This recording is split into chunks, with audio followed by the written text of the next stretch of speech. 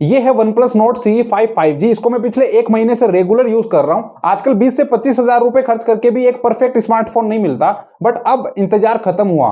OnePlus का ये अब तक का सबसे बेस्ट बजट स्मार्टफोन है। इसमें सब टॉप नॉच है और लास्ट ईयर के Note CE 4 की सेम प्राइस पर इस बार डिजाइन काफी मैच्योर है एंड ऑन पेपर स्पेक्स में भी बहुत ज्यादा अपग्रेड किए हैं। But trust me, on paper से real life experience totally opposite है एंड मैंने इसमें कुछ वियर्ड प्रॉब्लम्स एंड बग्स भी फेस किए हैं जो आपके लिए जानना बहुत जरूरी है। वैसे मैंने इसको ऑफलाइन OnePlus स्टोर से बाय किया था, तो बॉक्स पर लाइफ टाइम डिस्प्ले वारंटी का टैग मिला है। और जब मैंने वहां पूछा कि क्या ऑनलाइन परचेज करने पर यह सेम डिस्प्ले वारंटी मिलेगी, तो उनका जवाब था ऑनलाइन का हमें नहीं पता। हालांकि OnePlus के ऑनलाइन साइट और Amazon पर सेम डिस्प्ले वारंटी मेंशन है। तो बॉक्स ओपन करने पर सबसे ऊपर ब्लैक कलर का एक बॉक्स और है, उसमें क्विक गाइड के साथ एक सिलिकॉन कवर मिलेगा। फर्स्ट टाइम देखने पर इसकी क्वालिटी मुझे बहुत अच्छी लगी, लेकिन इसकी हकीकत मैं आपको बस थोड़ी देर में बताऊंगा। और इसके जस्ट नीचे है स्मार्टफोन। इसको एक बार साइड रखते हैं एंड टेंशन लेने की जरूरत नहीं है। बॉक्स में चार्जर भी है, बट ये टाइप सी PD चार्जर नहीं है, लेकिन 80 वोट का है, तो काम चल जाएगा। ये है type A to C data cable, length 1 metre है और क्वालिटी बहुत अच्छी है। एंड लास्ट, मिनिमल सा सिम इंजेक्टर पिन। वैसे स्मार्टफोन से रैप हटाते टाइम मैंने फील किया कि रैप की क्वालिटी अदर ब्रांड से बहुत ज्यादा बेटर है। और हाँ, ऑफलाइन स्टोर का एक फायदा तो है, कलर ऑप्शन चूज करने में बहुत हेल्प मिलती है। बाय द वे, ये डार्क ग्रे कलर है, इसका नाम ब्लैक इन्फिनिटी है। और ये है मार्बल व्हाइट कलर, इसमें मार्बल स्टोन जैसी हल्की लाइंस है। और नेक्सस ब्लू कलर मुझे सबसे ज्यादा पसंद आया, ये अलग से स्टैंड आउट होता है एंड ये डार्क ब्लू नहीं है, लाइट ब्लू है। और ब्लू कलर Note 5 में भी है, लेकिन वो इससे भी ज्यादा लाइट ब्लू है। वैसे इसका design and blue colour iPhone 16 से इंस्पायर्ड है। और हाँ, मुझे Note CE 4 का डिजाइन कुछ खास नहीं लगा था और इसके साइड बटन भी बहुत पतले थे। बट अब Note CE 5 में बटन्स वाइड कर दिए गए हैं, तो यूज करने में कंफर्टेबल है और ये टेक्टाइल भी है एंड इनकी फिटिंग भी परफेक्ट है, लूज नहीं है। By the way, side frame and back panel plastic का ही है विद सॉफ्ट मैट फिनिश। और कैमरा लेंस के अराउंड ये इलेप्टिकल रिंग भी प्लास्टिक की ही है, Note CE 4 में मेटल की थी। और हाँ, कैमरा ग्लास पर मुझे एक सिंगल स्क्रैच भी नहीं मिला, तो ग्लास अच्छी क्वालिटी का है। इसमें IP65 रेटिंग मिलती है, जो इस प्राइस पर ठीक ठाक है। IP68 देना चाहिए था। इन हैंड फील की बात करें तो नथिंग फोन 3A की तरह वाइड नहीं है और इसका वेट भी ओनली 199 ग्राम है और इसकी थिकनेस भी ज्यादा नहीं है, 8.17 mm है, जबकि इसमें 7100 mAh बैटरी लगी है। तो हाथ में light weight and comfortable feel होता है। और मैं OnePlus की साइट पर स्पेक्स चेक कर रहा था, तो मुझे पता चला कि marble white colour variant 0.1 mm ज्यादा थिक है ब्लू एंड ब्लैक कलर से। और मुझे स्टोर पर भी हल्का फील तो हुआ था, बट इतना नोटिसेबल नहीं था। वैसे इस पर कवर लगाने के बाद भी ये इतना ज्यादा थिक फील नहीं होता। और गौर करने वाली बात, इसके कवर की क्वालिटी इतनी अच्छी नहीं है, एक महीने में ही ये पूरा खराब हो चुका है। लेकिन डिस्प्ले में कौन सा ग्लास यूज किया है, ये OnePlus ने ऑफिशियली कहीं भी मेंशन नहीं किया। डिस्प्ले की बात करें तो ये 6.77 inch full HD plus flat AMOLED display है विद 120 हर्ट्ज रिफ्रेश रेट। और इसकी टिपिकल ब्राइटनेस है 800 निट्स, HBM है 1300 निट्स एंड पीक ब्राइटनेस है 1430 निट्स। और नंबर्स पर मत जाना, डिस्प्ले इनफ ब्राइट है, हार्श सनलाइट में भी डिस्प्ले अच्छे से विजिबल है, फोन आराम से यूज कर सकते हैं। एंड डिस्प्ले के बेजल्स भी प्राइस के हिसाब से परफेक्ट है, ज्यादा थिक नहीं है। वैसे कवर लगाने के बाद बेजल्स बिल्कुल भी फील नहीं होती। और आप Note 5 के साथ इसका कंपैरिजन भी देख लो, CE 5 में बस बॉटम बेजल थोड़ी थिक है। डिस्प्ले क्वालिटी की बात करें तो डिस्प्ले शार्प है, कलर्स काफी नेचुरल, वाइब्रेंट और पंची है एंड कलर्स एक्यूरेसी भी परफेक्ट है। ओवर सैचुरेटेड जैसा कुछ नहीं है। YouTube पर 4K वीडियो स्मूथ चलती है एंड HDR भी सपोर्ट करता है। और ये वाइडवाइन L1 सर्टिफाइड भी है, जो इस बजट में कोई नहीं दे रहा। आप Netflix एंड Amazon प्राइम पर HDR में भी वीडियोस देख सकते हो। एंड इसमें एक्वा टच फीचर भी है, तो हल्की बारिश में फोन यूज कर सकते हैं। वैसे सभी बजट फोन की तरह इसमें भी फिंगरप्रिंट सेंसर एकदम बॉटम में है, लेकिन स्पीड सुपर फास्ट है and maximum time phone unlock कर देता है। और जहां तक बात है सॉफ्टवेयर एक्सपीरियंस की, तो मैंने फर्स्ट टाइम OnePlus का फोन इतने दिनों तक पर्सनली यूज किया है और ये लेटेस्ट OxygenOS 15 पर रन कर रहा है, जो OxygenOS 14 से कई गुना ज्यादा स्मूथ एंड पॉलिश्ड वर्जन है।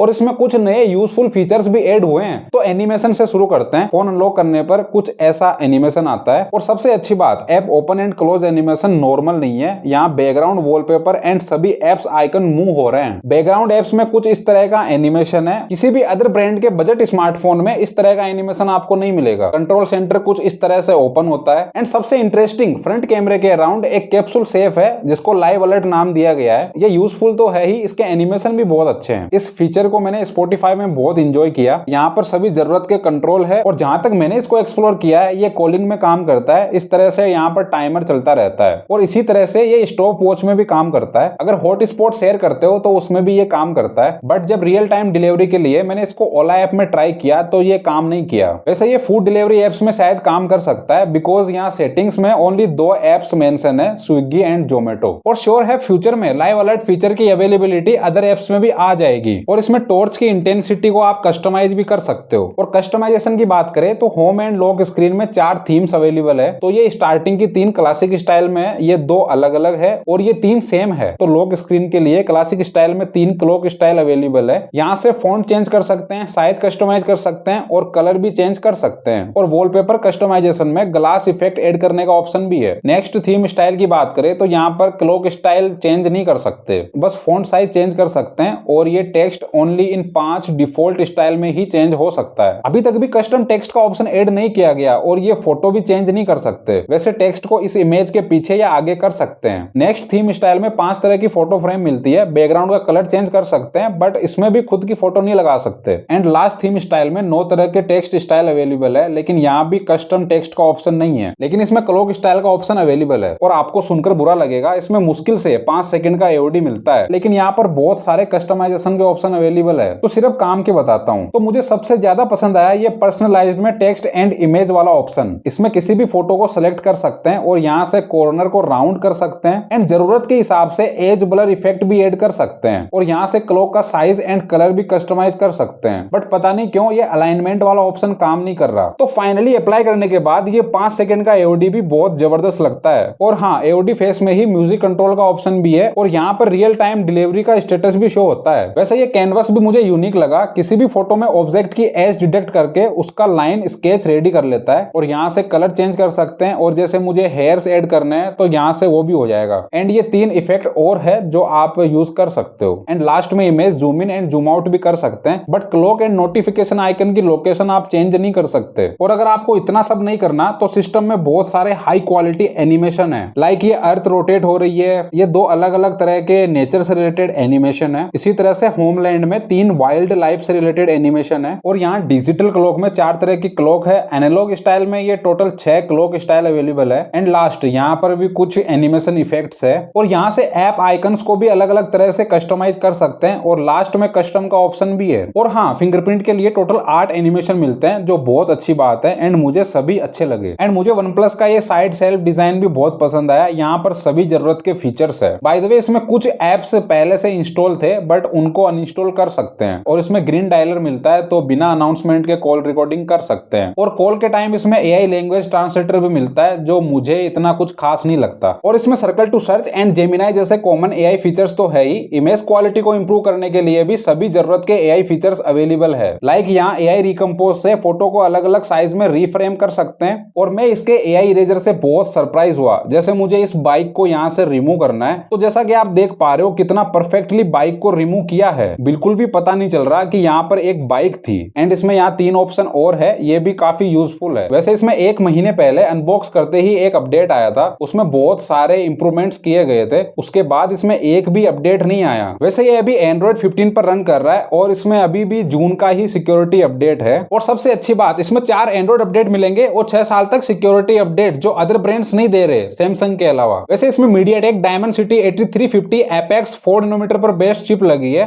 With LPDDR5X RAM and UFS 3.1 storage type है। और ये बेस वेरिएंट है 8128 GB में। तो हार्डवेयर स्ट्रॉन्ग है। एंड स्टोरेज की टेंशन मत लेना, इसमें हाइब्रिड सिम स्लॉट है और 1 TB तक का SD कार्ड लगा सकते हैं। तो अब प्रैक्टिकली देखो, मैंने इसमें AnTuTu रन किया तो 1.3 मिलियन प्लस AnTuTu स्कोर आया है जो 25,000 के हिसाब से बहुत ज्यादा अच्छा है। और इसके 12 GB रैम वेरिएंट में around 1.47 million plus AnTuTu score आता है। और एक्चुअल में भी परफॉर्मेंस बहुत अच्छी है। आप जितनी मर्जी ऐप ओपन एंड क्लोज करो, एनिमेशन बहुत फ्लूइड, स्मूथ है एंड फास्ट है। और अगर कैमरा ऐप ओपन करे तब भी बहुत स्मूथली ओपन होता है। बहुत रेयर रेयरली जिटर फील होगा। और मोड स्विच करने में भी स्लो फील नहीं होता एंड शटर स्पीड भी फास्ट है। लेकिन इसमें एक बहुत बड़ी प्रॉब्लम है, लगातार फोटोज क्लिक करते रहे तब शटर बटन काम करना बंद कर देता है, ऐसा लगता है टच काम नहीं कर रहा। और इमेज प्रोसेसिंग में मुझे थोड़ा बहुत ये स्लो फील हुआ, वैसे 2 सेकंड मैक्सिमम लगती है। और गेमिंग टेस्ट के लिए मैंने BGMI यूज किया है, तो गेम लोड होने में ठीक ठाक फास्ट है। वैसे इसमें स्मूथ पर एक्सट्रीम प्लस ग्राफिक सेटिंग्स मिलती है। और यहाँ साइड में जाकर परफॉर्मेंस बूस्ट नाम से एक ऑप्शन है, उसमें अडेप्टिव फ्रेम बूस्टर को आप इनेबल करोगे तब ये 120 FPS डिलीवर करता है। और 120 FPS पर गेमिंग एक्सपीरियंस काफी स्मूथ रहा, कोई फ्रेम ड्रॉप या लेग फील नहीं हुआ। और इसमें मैक्सिमम ओनली HDR पर अल्ट्रा 40 FPS ग्राफिक सेटिंग्स पर खेल सकते हैं। मेरे हिसाब से अल्ट्रा HDR यानी 4K का ऑप्शन मिलना चाहिए था। नथिंग फोन 3A में अल्ट्रा HDR यानी 4K ग्राफिक सेटिंग्स इनेबल है। और जहां तक बात है हीटिंग इश्यूज की, तो 30 मिनट के CPU थ्रोटलिंग टेस्ट में ग्राफ स्टेबल नहीं रहा और 15 मिनट बाद ये 69% पर थ्रोटल हुआ है। ये मेरी उम्मीद से बहुत कम है। मेरा रियल लाइफ एक्सपीरियंस बताऊं तो ये मुझे नॉर्मल डेली टास्क में कभी भी हीट फील नहीं हुआ, लेकिन 30 मिनट की गेमिंग या इससे ज्यादा करने पर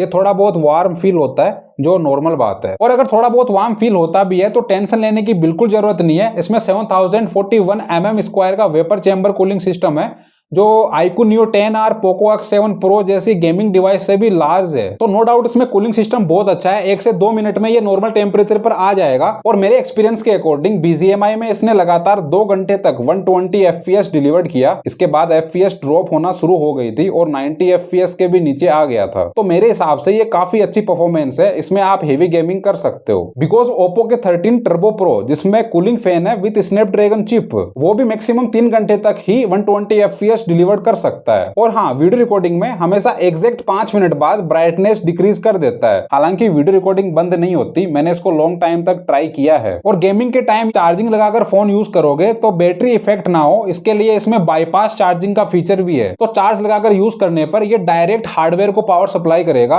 और बैटरी बहुत स्लो चार्ज होती है, जिससे बैटरी की हेल्थ पर कोई भी नेगेटिव इंपैक्ट नहीं आता और फोन भी हीट नहीं होता। एंड अब आप थोड़ा ज्यादा एक्टिव रहना, इसके कैमरे की हकीकत बताता हूं। बिकॉज इसमें ऑन पेपर 50 मेगापिक्सल का सोनी LYT 600 सेंसर मिलता है, जो लास्ट ईयर आया था।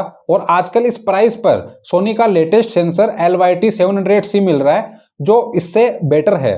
तो बहुत लोग कंफ्यूज है और इसको स्किप करने का सोच रहे हैं। वैसे इसमें 8 मेगापिक्सल का अल्ट्रा वाइड सेंसर भी है, लेकिन सेम प्राइस पर नथिंग फोन 3A में टेलीफोटो लेंस भी है, जो इसमें नहीं है। और ना ही इसके अपर वेरिएंट नोड 5 में। तो चलो देखते हैं इसका मेन सेंसर कितना कैपेबल है। तो कैमरा ऐप में सभी फीचर्स अवेलेबल है। ये नाइट मोड ऑटोमेटिक डिटेक्ट कर लेता है और अलग से भी अवेलेबल है। And dual capture high res 50 megapixel photo का ऑप्शन भी है। और इसमें 0.6x 1x 2x और up to 20x digital zoom कर सकते हैं। तो सबसे पहले इसकी 50 megapixel and default megapixel settings की फोटो क्वालिटी में डिफरेंस देखो तो ऑलमोस्ट दोनों ही फोटोज में skin tone and overall colour contrast सब कुछ सेम ही फील हो रहा है, कोई मेजर डिफरेंस नहीं है। ये एक बहुत अच्छी बात है। तो मैंने सभी फोटोज डिफॉल्ट सेटिंग्स में ही ली है और ये कुछ photos outdoor harsh sunlight condition में ली हुई है। फोटोज में कलर नेचुरल ही फील हो रहे हैं और डिटेल भी काफी शार्प है। और इस ग्रीन ट्री का कलर नेचुरल ही ग्रीन कैप्चर किया है। वैसे मैंने कुछ photos indoor normal light condition में भी ली है, तो फोटोज में कलर कॉन्ट्रास्ट बैलेंस है। एंड ये मेरी कुछ फोटोज देखो,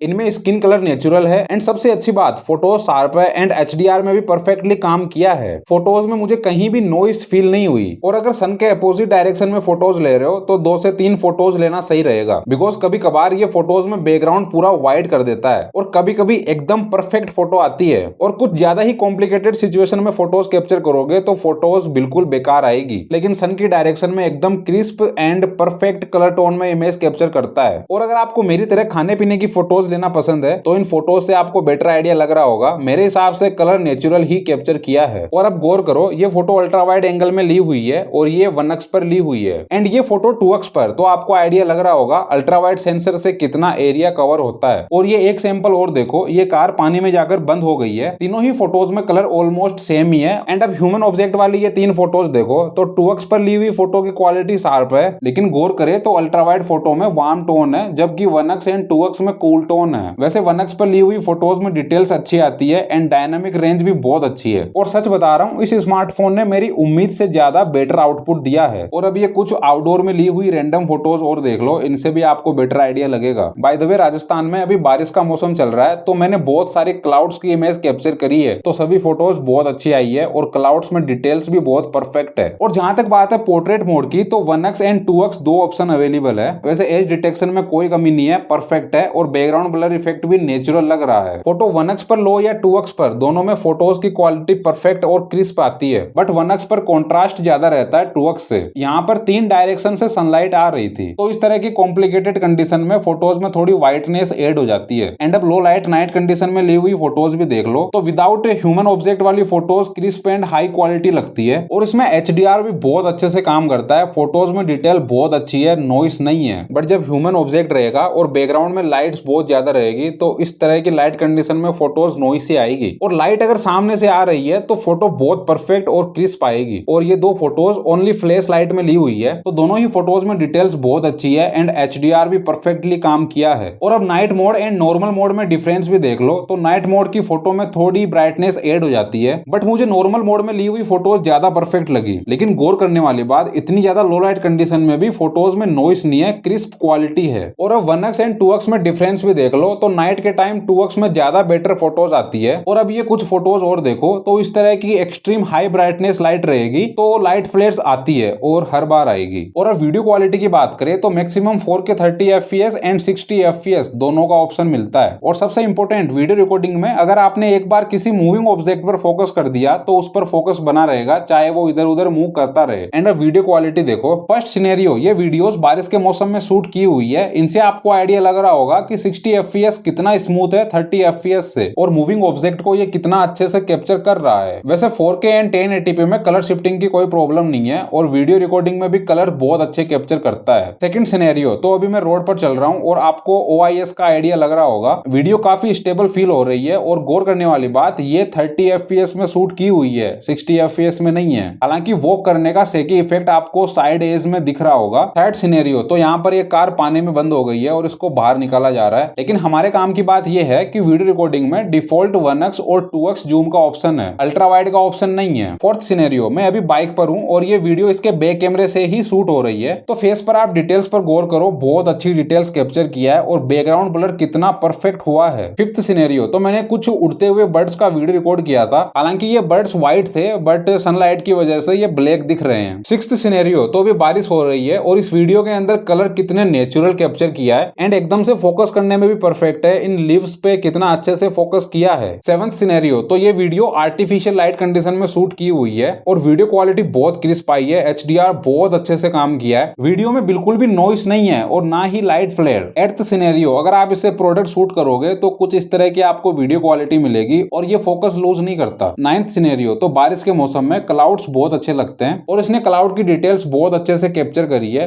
एंड सन के अपोजिट डायरेक्शन में कुछ इस तरह की वीडियो क्वालिटी मिलेगी, थोड़ा कलर कॉन्ट्रास्ट इंक्रीज हो गया है और सन की वजह से लाइट फ्लेयर के नाम पर ये एक ग्रीन डॉट आएगा। लास्ट सिनेरियो, तो अभी मैं मेन रोड पर आया हुआ हूँ और यहाँ पर हेडलाइट से डायरेक्ट आ रही है, तो आपको इस वीडियो से लाइट फ्लेयर्स का ज्यादा बेटर आइडिया लग पा रहा होगा, वैसे लाइट फ्लेयर्स नहीं आ रही है। अब सेल्फी कैमरे की बात करें तो इसमें 16 मेगापिक्सल का सेल्फी कैमरा है और सबसे बुरी बात, इसके नॉर्मल फोटो मोड में और पोर्ट्रेट मोड में भी ओनली 1X का ऑप्शन है, अल्ट्रा वाइड या 2X का ऑप्शन नहीं है। तो ये कुछ फोटोज देखो जो मैंने दिन के टाइम आउटडोर में ली थी, तो अगर लाइट कंडीशन अच्छी है तो बहुत ज्यादा हाई क्वालिटी क्रिस्प फोटोज आती है और अगर इंडोर में भी लाइट कंडीशन अच्छी है तो फोटोज में कोई कमी नहीं लगेगी एंड कॉम्प्लिकेटेड कंडीशन में भी बैकग्राउंड डिटेल्स बहुत अच्छी आती है। बट लो लाइट कंडीशन में आपको फोटोज में HDR क्रिस्पनेस की बहुत कमी फील होगी। और अब पोर्ट्रेट मोड की बात करें तो पोर्ट्रेट मोड में एज डिटेक्शन बहुत परफेक्ट है, बैकग्राउंड ब्लर भी बहुत नेचुरल फील हो रहा है। और अब portrait mode and normal mode में डिफरेंस भी देख लो, तो अगर लाइट अच्छी खासी है तो डिफरेंस ऑलमोस्ट 0 है, लेकिन लो लाइट कंडीशन में पोर्ट्रेट फोटोज में आपको कलर्स ज्यादा बेटर लगेंगे। और एकदम नाइट कंडीशन में अगर आप सेल्फीज लेते हो तो कुछ इस तरह की आपको सेल्फी क्वालिटी मिलेगी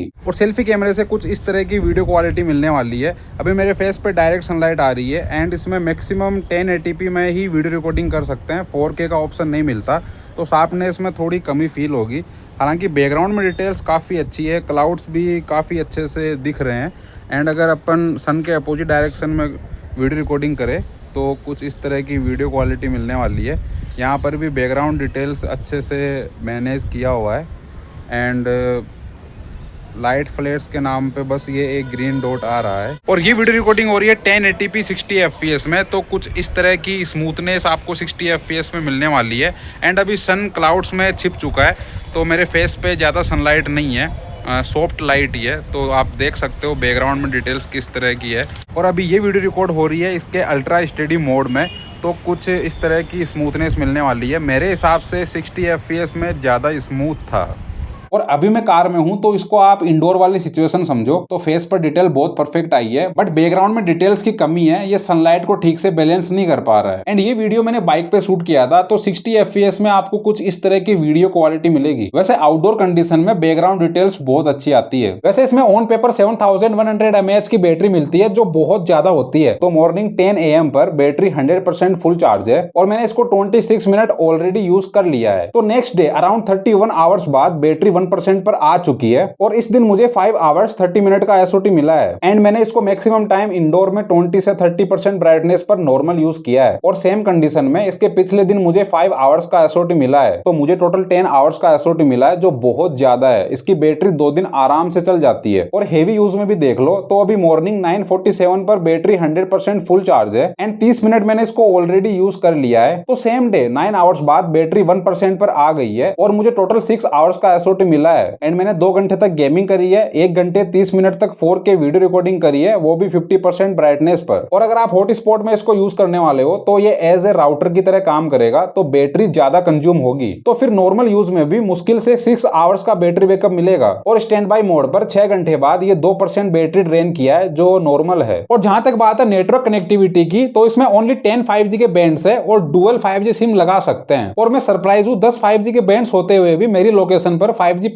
हमेशा रहता है। और इसमें इंटरनेट स्पीड भी बहुत अच्छी आ रही है। मैं per day unlimited 10 GB data use कर रहा हूं। और हाँ, अगर आपके पास जियो की सिम है, तो इसमें एडवांस 5G नेटवर्क आप इंजॉय कर सकते हो। बेसिकली जियो की सिम में डाउनलोड स्पीड 3.5 टाइम्स ज्यादा मिलेगी अदर टेलीकॉम से। हालांकि मैं एयरटेल सिम यूज कर रहा हूं, और मैं इससे सेटिस्फाइड हूं, इंटरनेट स्पीड बहुत अच्छी मिल रही है। और इसमें वाईफाई 6 एंड ब्लूटूथ वर्जन 5.4 है। लेकिन यहाँ पर थोड़ी दिक्कत है, मैंने लॉन्ग टाइम तक जब भी TWS यूज किया है, 1 घंटे बाद हर बार ये ब्लूटूथ से डिस्कनेक्ट हुए, और फिर मैंने इनको मैनुअली कनेक्ट किया है। वैसे कॉलिंग में मुझे कोई दिक्कत नहीं हुई, कॉल ड्रॉप नहीं होती। इसके ईयर स्पीकर की क्वालिटी बहुत अच्छी है, लेकिन इसमें ओनली सिंगल स्पीकर ही है, जबकि लास्ट ईयर के नोट CE4 में डुअल स्पीकर थे। और आजकल 15,000 से ऊपर के स्मार्टफोन के अंदर डुअल स्पीकर मिलना बहुत कॉमन हो चुका है। वैसे सिंगल स्पीकर के हिसाब से आउटपुट बहुत अच्छा है। और इसमें 100% वॉल्यूम के बाद एक बार अगर फिर से वॉल्यूम बटन प्रेस करोगे, तो वॉल्यूम अल्ट्रा हाई 300% हो जाती है, और वो 100% की जस्ट डबल है।